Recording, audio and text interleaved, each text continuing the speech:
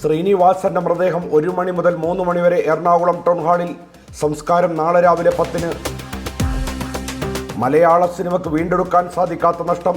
ശ്രീനിവാസന്റെ വിയോഗത്തിൽ മുഖ്യമന്ത്രി. ആനക്കൂട്ടത്തെ ഇടിച്ചു. രാജധാനി എക്സ്പ്രസിന്റെ 5 കോച്ചുകൾ പാളം തെറ്റി.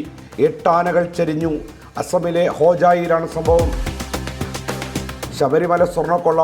സ്മാർട്ട് ക്രിയേഷൻസ് വേർതിരിച്ചെടുത്തത് 1 കിലോയ്ക്കടുത്ത് സ്വർണം.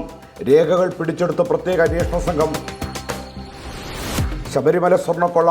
പണം കൊടുത്താണ് സ്വർണം വാങ്ങിയതെന്ന് അറസ്റ്റിലായ ഗോവർദ്ധൻ. ടിക്കറ്റ് എടുക്കാത്തവരെ പിടിച്ചു നിർത്തി റെയിൽവേ.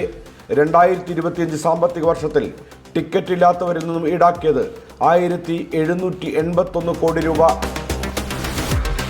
കൊച്ചി മേയർ സ്ഥാനത്തിന് ടേം നിബന്ധന വെക്കാൻ KPCC.